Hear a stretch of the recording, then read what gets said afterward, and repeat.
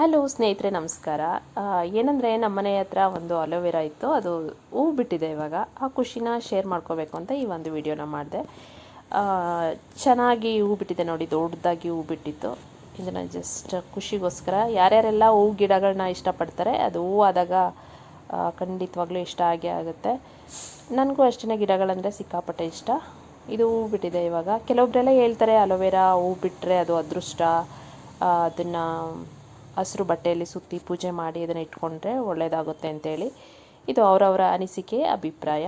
ನಾವು ಫಾಲೋ ಮಾಡೋದು ನಮಗೆ ಬಿಟ್ಟಿದ್ದು. ನಾನು ಕೂಡ ಅಷ್ಟೇ ಯೂಟ್ಯೂಬಲ್ಲಿ ನೋಡಿ ಓಕೆ ನೋಡೋಣ, ಪೂಜೆ ಮಾಡೋಣ, ಹೆಂಗಿದ್ರು ಹೂ ಬಿಟ್ಟಿದೆಯಲ್ಲ ಅಂತ ಹೇಳ್ಬಿಟ್ಟು ಅದನ್ನು ಸ್ವಲ್ಪ ಹೂವನ್ನ ಕಿತ್ತು ನಾನು ಕೂಡ ಪೂಜೆ ಮಾಡಿ ಅದನ್ನು ಕಬೋರ್ಡಲ್ಲಿ ಇಟ್ಟಿದ್ದೀನಿ.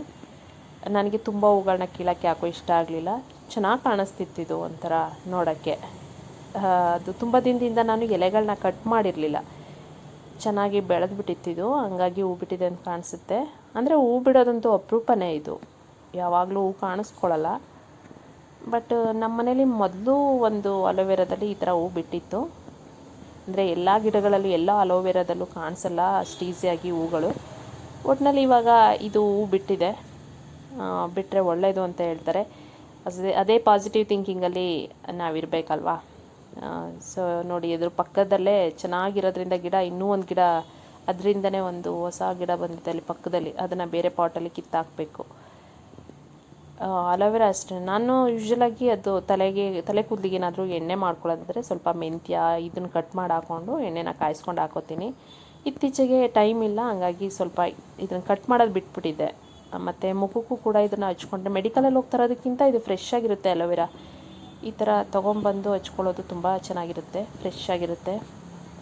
ಸೊ ನೋಡಿ, ನಾನಿಲ್ಲಿ ಒಂದು 4-5 ಅಷ್ಟೇ ಹೂನ ಕಿತ್ಕೊಂಡಿದ್ದೀನಿ. ಯಾಕೋ ಜಾಸ್ತಿ ಕೀಳಬೇಕು ಅಂತ ಅನ್ನಿಸ್ಲಿಲ್ಲ. ಅದು ನೋಡಿದರೆ ಕೀಳಬೇಕು ಅಂತ ಮನಸ್ಸು ಬರಲ್ಲ, ಅಷ್ಟೊಂದು ಚೆನ್ನಾಗಿತ್ತು. ಮತ್ತು ಸ್ವಲ್ಪ ದಿನವೇ ಇರುತ್ತೆ, ಇದೆಲ್ಲ ಬಿದೋಗ್ಬಿಡುತ್ತೆ ಹೂವೆಲ್ಲ. ಆಮೇಲೆ ಬರೀ ಕಡ್ಡಿ ಅಷ್ಟೇ ಉಳ್ಕೊಳ್ಳುತ್ತೆ.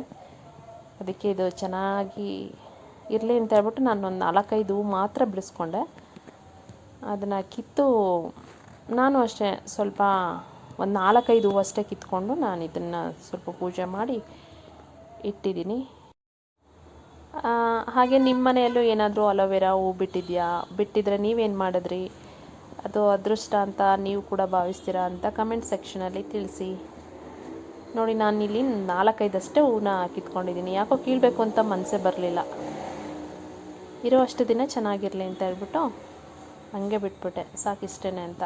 ಎಷ್ಟಾದ್ರೂ ಹೂವೇ ಅಲ್ವಾ, ಅಷ್ಟೇ ಸಾಕು ಅಂತ ಹೇಳ್ಬಿಟ್ಟು ಅಷ್ಟೇ ಕಿತ್ಕೊಂಡೋಗಿ ಪೂಜೆನ ಮಾಡಿ ಇಟ್ಟಿದ್ದೀನಿ.